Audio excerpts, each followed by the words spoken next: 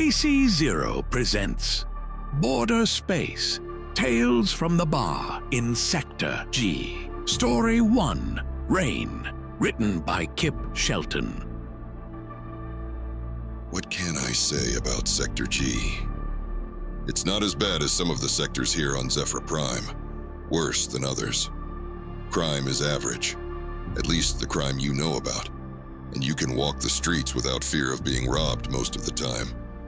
Unemployment is average. There are jobs for those who want to work. We've got rich neighborhoods, poor neighborhoods, and everything in between.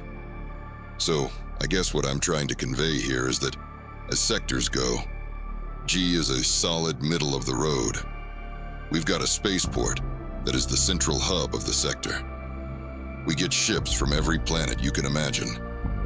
We've got the egg-shaped Groombridge spaceliners from the Vespera system and the quad-winged transports from the Tarvac system. We even get the behemoth cargo haulers from the Soderquist system.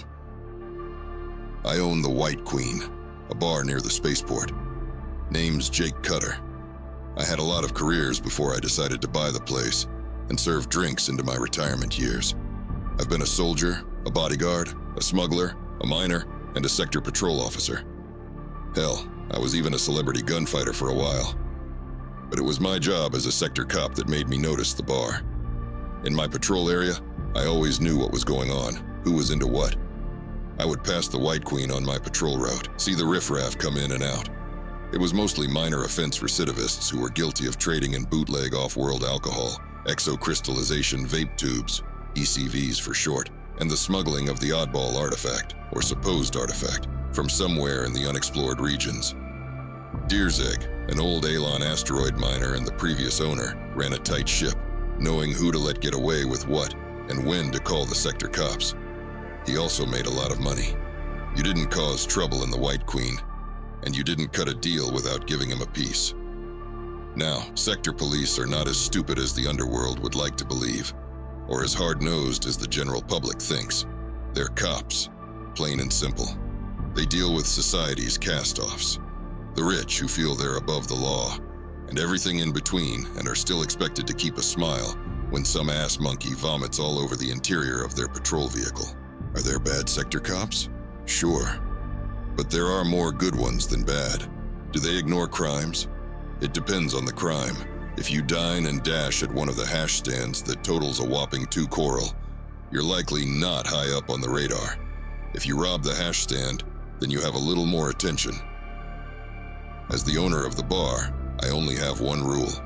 Don't do anything illegal in my bar, unless you check with me first. If you don't check first, and it's really illegal, the sector cops come in to take a report and haul away your body. If you check and I approve, I get 5%. Everybody here has a story. Murderers, thieves, soldiers, widows, people running away from their old lives, or running to a new one. It's all here in Sector G, and I see it every day. The rain came down in sheets, its heavy sound masking the cacophony of the streets around her. Several men were unloading a cargo truck, keeping the boxes over their heads to deflect the deluge. Crates were already stacked high on the platform of a crane arm that extended from the rooftop of the highest building. One man, sopping wet, set a rather large crate on the loading platform and stepped back, removing a remote from his pocket. He flipped a switch, and the platform began to rise as the crane arm rewound its cables. Danya gave the men only a cursory inspection and pulled her long coat tighter. Her mind was on the door of the White Queen. She'd been planning this for almost 6 years, but now, she wasn't sure.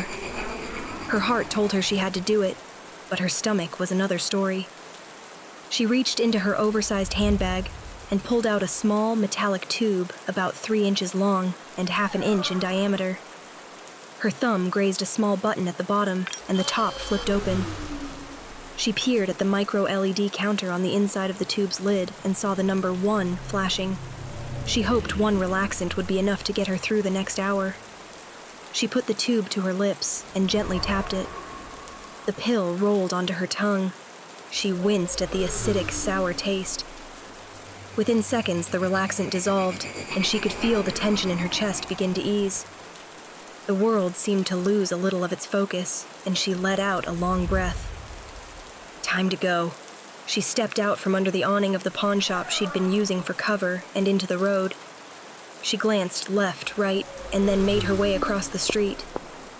In the distance, she could hear the sounds of emergency sector patrol sirens. For an instant, they touched the memory. Sirens in the rain, far away, coming closer. The end of one life, the beginning of another. Sirens, rain, smoke, pain. She shook the rain and memories from her head, realizing she was standing at the door to the White Queen.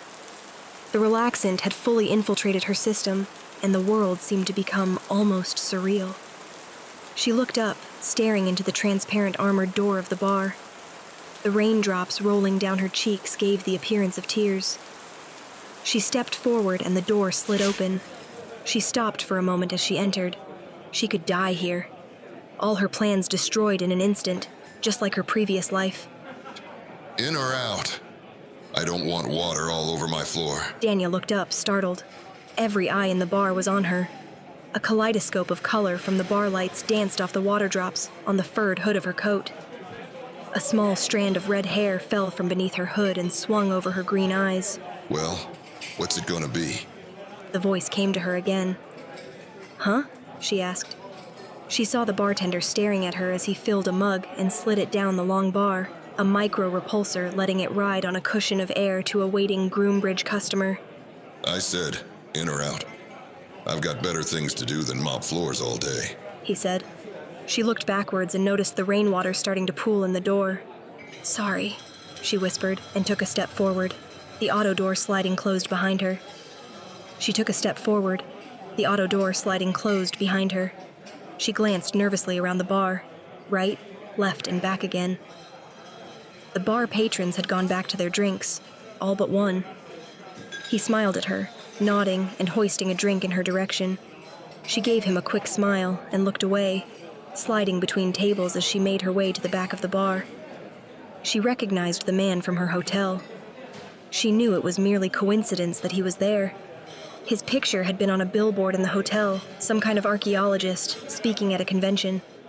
Still, she'd keep her eyes on him just in case. Finding a booth against the back wall, she slipped out of her coat and slid onto the bench facing the front of the bar. She wore a white leather lattice top that conformed to her figure. She'd chosen it for two reasons. It accented her figure enough that she hoped the person she was meeting would be distracted, and second, it was sleeveless, in case she needed to respond to fight or flight. Her pants were loose-fitting black linen, the legs tucked into black suede boots. Long red hair spilled down her shoulders and around her cheeks, framing her face in a scarlet heart. To her left was a large, plate-glass window that afforded her a view of the streets approaching the White Queen. She leaned back into the bench and stared out at the world. The rain was letting up. The work crew was still unloading the truck. How many times in her old life had an air cargo truck pulled up in front of her house, making deliveries of another useless thing for her famous? A small waiter box slid up from the center of the table, a series of blinking lights around its top, interrupting her thoughts. Good afternoon, miss. Its robotic voice squawked. Would you care for a drink or perhaps something from our late morning menu? She smiled at the box. How about a blue horizon? Very good, miss. Would you care for something to eat? No, just the drink. As you wish. The box slid back into the table. She turned back to the city beyond the window. Air cars rushed by above the building levels. Shoppers walked the streets dressed for the weather. Delivery crews unloaded crates of merchandise, and a teenaged boy rode by on an old-fashioned bicycle. A server drone rolled to a stop at her table. Your drink, miss. A door opened on its boxy front, and a mechanical arm extended forward with her drink. Thank you, she said, taking the drink. You're welcome, miss. Should you require anything else, please tap the waiter box. The server drone withdrew its mechanical arm and trundled away. A dark shadow crossed in front of the window as a large man passed. Could it be? She looked at her watch. It was time. Sirens, rain, smoke, pain. She watched as he came through the door. He was tall, almost 7 feet. He had no hair and wore no shirt. A tribal tattoo swirled the right side of his face. His left eye had been replaced by a glowing, metallic prosthetic. Skin-embedded circuits crisscrossed his chest and arms, and a geared wheel replaced the elbow of his left arm, spinning as he flexed. Protruding from between his shoulder blades was a series of metal spikes, giving the appearance of dinosaur fins, running from the base of his neck to the center of his back. A wicked smile seemed to be permanently affixed to his lips. He glanced around the bar, his eyes coming to rest on her. The smile seemed to grow wider, and he angled toward her. His walk was almost a glide, graceful, smooth. People around the bar seemed to sense his presence and slid closer to their tables, not wanting to have an encounter with a Lotan death merchant. A voice called to the machine man. Hey! The bar grew quiet as the Lotan turned to the caller. The bartender, Jake Cutter, stood behind the bar, his apron pulled aside to reveal his fast draw rig underneath. You fulfill a contract in my bar. You never reach the door. The Lotan's eyes narrowed. You couldn't stop me. The voice was dark, an oily whisper. Yeah, Ergexo. I can. Danya could feel her body bucking against the relaxant. It was him. The bartender had called him by name. Suddenly, she felt sick, her stomach roiling. With an effort, she choked down the bile rising in her throat. Could she actually do this? She thought again of the sirens, the rain, the smell of smoke, the pain. The Lotan, seeming a bit surprised, looked at the bartender. You have the advantage, sir. Have we met before? Verdesia, 30 years ago. Ergexo stared at the bartender for a moment. Ah, Cutter. It's been a long time. You've gotten old. And you're a walking radio tower. Remember what I said? Ergexo put his hand to his chest and bowed, and Jake let his apron fall back into place. The Lotan continued his glide toward the woman as the bar came back to life. He stopped at the edge of her table. Miss Venganza. The words seemed to slither from his mouth. She nodded. May I sit down? He rolled his fingers and gestured with what she could now see was a mechanical hand. She nodded again, and he slid into the opposite seat, its vinyl creaking under his weight. So, Miss Venganza, as you've probably guessed by now, my name is Ergexo. You and the bartender seem to know each other. We He paused. have a history, some unfinished business, actually. In a way, I'm indebted to you. I knew he was here on Zephra Prime, but I had not thought to see him here. Now that I see what he has become, I feel the odds of our unfinished business have fallen in my favor. I see. Just so. Now, I know that you have some connections, as it's not that easy to contact me, and only those with large finances can afford my services. As you know, it will cost you 200,000 Koril for this meeting alone, whether I agree to your proposal or not. She opened her bag and pulled a cash card from its depths. She slid it across the table. Ergexo picked it up with his mechanical hand, and a small light began flashing in his palm. He smiled and slid the card into a pants pocket. What can I do for you? That damned mechanical smile. She stared down at the table for a moment. I have a problem. One would assume so, if you are looking to hire my services. She glanced up. It involves EtherTech Industries. I understand you know them well. She could feel her chest tighten. Could the relaxant have worn off so soon? Ergexo was a living, breathing weapon, and any screw-up on her part now would mean her death. I'm so close, she thought. 5 more minutes and I'll get what I want. Sirens, rain, smoke, pain. I've worked for and against EtherTech when need be. I know only about operations where I've been directly involved. If you're looking for some sort of corporate espionage, then I'm afraid you've wasted your time. I'm not interested in corporate espionage, she said, a little more forcefully than she had intended. I need some information and my problem taken care of. I see. Suppose you tell me about your problem. Do you know Michael Kwong? 2nd-level executive at EtherTech. I've done work for Kwong on 4 occasions, but if you wanted to eliminate him as part of your problem, you can save the money.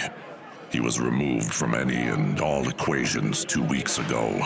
I did it myself.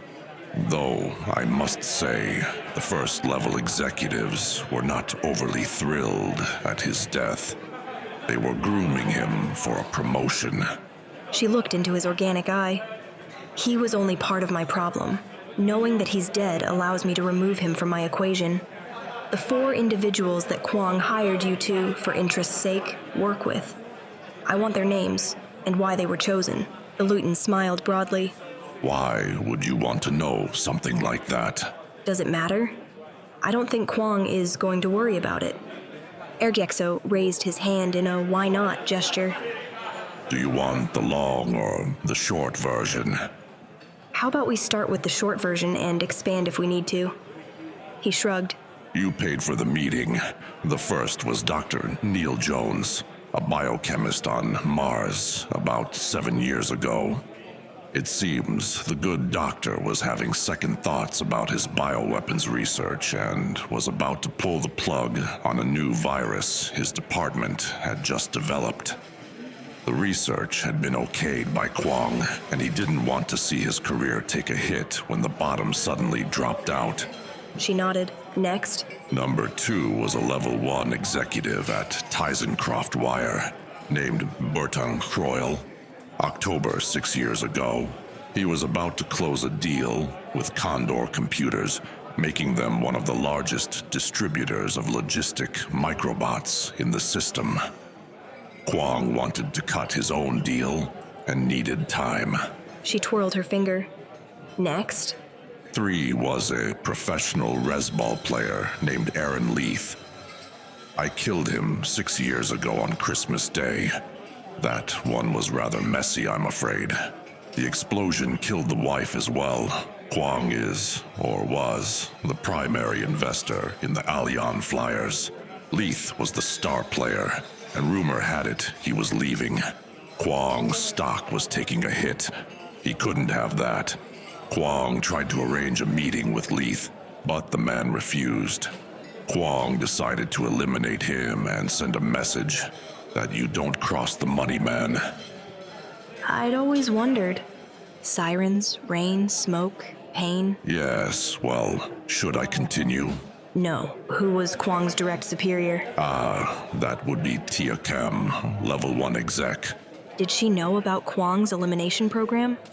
The level 1 executives have their eyes on everything. In anticipation of your next question, no, I don't believe she ordered nor approved the removal of his problems. She has enough of her own. I see. You believe, but you're not sure. Ergexo again lifted his hands in a placating gesture. One cannot be 100% sure of another's motives. A bolt of fear ran through her. Was he looking directly into her heart? She looked down at the table. No, I guess not. Now, shall we get to the crux of your problem, Miss Venganza? She raised her eyes to meet his. I need someone with ties to Ethertech eliminated. His right eye blinked in surprise. Well, I did say we cut to it, didn't I? Who would this unfortunate individual be? Danya sighed heavily. It's now or never, she thought. I'll show you. She reached into her bag. She felt her hand close around the pistol's grip, felt her index finger slip into the cold ring of the trigger guard and squeeze ever so slightly on the trigger. She knew at this range the weapon would penetrate any shield Ergexo's cyber implants might be generating. She had an idea that he didn't have any, though. It was clear he was arrogant, thinking that the fear his mere presence generated would be enough to keep any opponent off balance. Not this time. Sirens, rain, smoke, pain. Her hand cleared the bag in a flash, pointing the gun at Ergexo's chest. Her other hand came up and held the weapon in a two-handed grip. Individuals at the surrounding tables saw the weapon and began to scatter, knocking over chairs and tables in their haste to get to the exit. Ergexo's organic eye grew wide for an instant and then narrowed. Let me guess, Miss Venganza. I am the individual with ties to Ethertech. You killed my husband. That damnable smile flashed. I've killed a lot of men, Miss Venganza. His eyes, both organic and cyber, seemed to grow dark. To date, I've only killed one woman. But that can change. Danya squeezed the trigger a little tighter, and the tracking laser activated, a red dot appearing over the man's heart. No. Oh, I assure you, Miss Venganza, I will kill you. Her eyes grew cold. I'm sure of it, but that's not what I meant. You didn't kill the woman. Sirens, rain, smoke, pain. He stared at her for a moment, and then his smile grew dark, wicked. Mrs. Leith, She nodded. I must say you look extremely well for a dead woman. Her finger squeezed a little tighter. A few more ounces of pressure, and the plasma pistol would fire, obliterating her enemy's heart, just as he had done to her. No one ever asked what happened to Aaron's money. It took some doing, but I found out whom to pay to fake my death. 3 years of DNA remodeling and body reconstruction. Another 3 working my way into the good graces of mob bosses. All for this moment. My dear Miss Miss Leith, you do realize that even if you manage to kill me, my last act will be to kill you.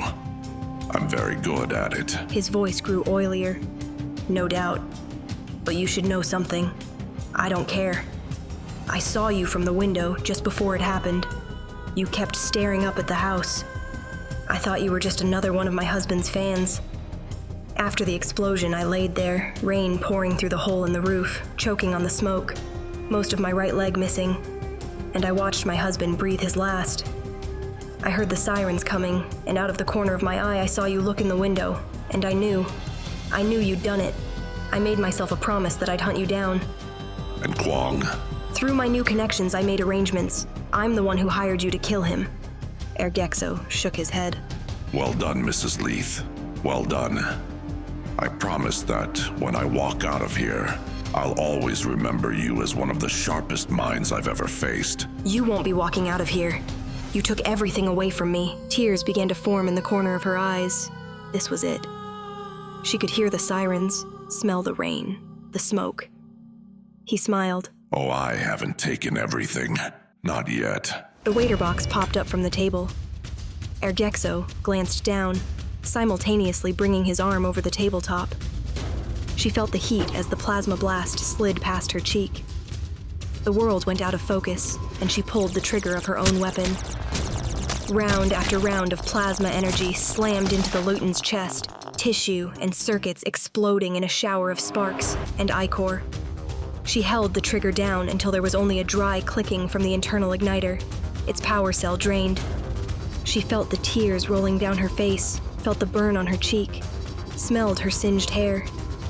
She saw through the hole in Ergexo's chest that the back of the booth had been blown apart.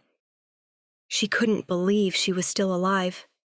She looked down to see if she'd been hit, and, to her surprise, found that the only damage was the burn on her cheek.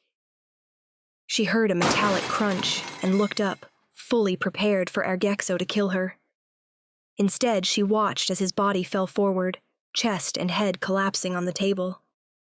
She also saw the bartender standing tableside, his own weapon drawn. It was not pointing at her, but at the slumped Luyten. Oh, time to go. He said.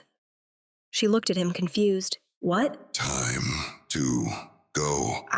She started. The waiter box was my idea. I also heard everything you guys said.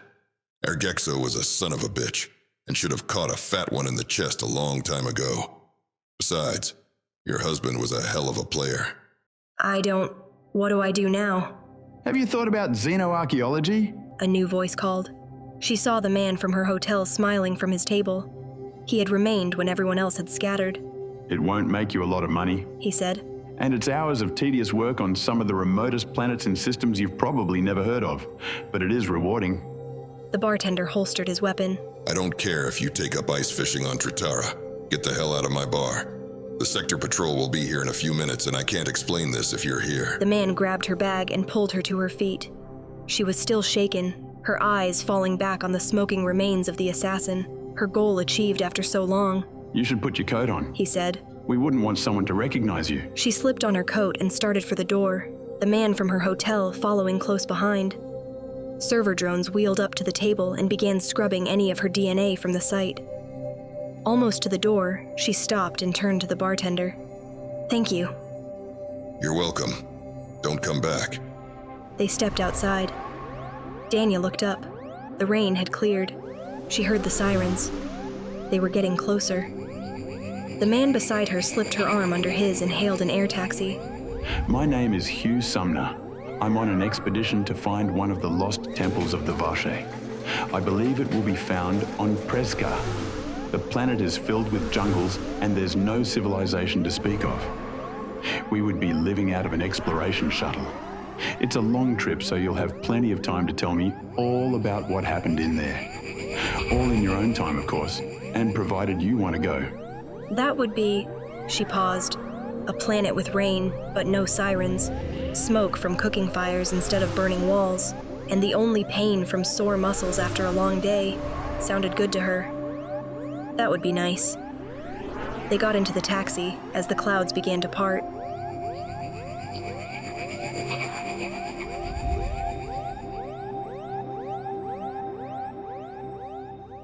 In border space, countless species from across the galaxy, each as diverse and unique as the stars themselves, call the Kyloma Galaxy home.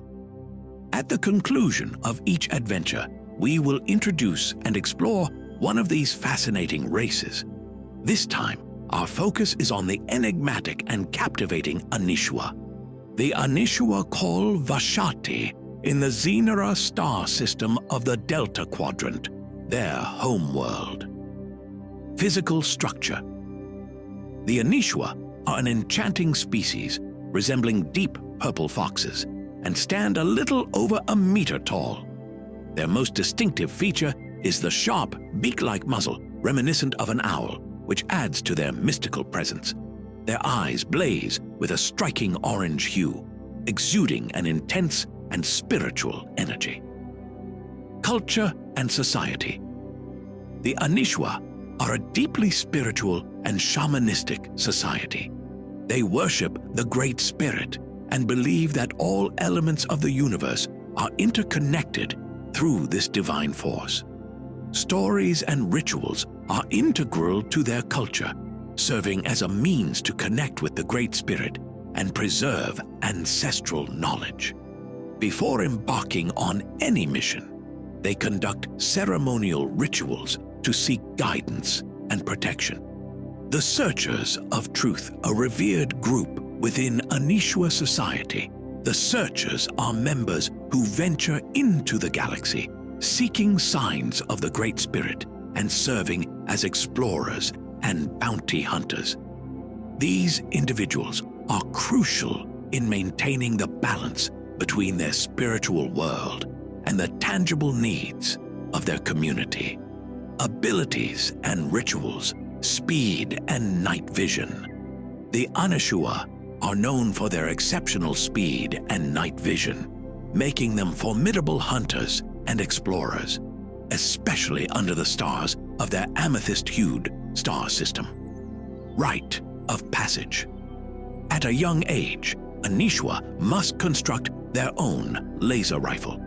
This weapon is a personal artifact, upgraded and refined throughout their growth until it symbolizes their readiness for the coming-of-age trial. The Sacred Hunt. Upon reaching adulthood, each Anishua must journey to their homeworld's sacred forest to hunt the Hojiba, a formidable predatory beast. Success in this hunt signifies their transition into a searcher of truth. They must bring it back to their Oskech village, consume the heart before the elders, and share the meat with their community, marking the completion of their rite and the beginning of their journey beyond. Belief and practices. The Anishua believe deeply in the interconnectedness of all life through the Great Spirit. This belief manifests in their daily lives and customs. Storytelling. Fables and legends hold spiritual significance, teaching valuable lessons and preserving the history of their people. Ceremonies. Rituals before missions confer blessings and forge deeper connections with the Great Spirit, ensuring harmonious endeavors. Special abilities. Nocturnal Hunter. Enhanced speed and night vision make them effective hunters and explorers, especially in low-light conditions. Spiritual Artisan.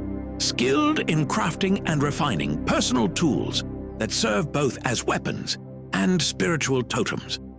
Intuitive Tracker. Innate ability to track through heightened sensory perceptions and spiritual intuition. Special Tradition. During a full moon, Anishua will sing. This is called Luna's Embrace. The Luna's Embrace ritual is performed during a full moon to honor the Great Spirit and acknowledge the guidance and protection believed to be offered by the celestial presence. The ritual serves as a moment of unity and reflection for the Anishua, no matter where they are in the galaxy.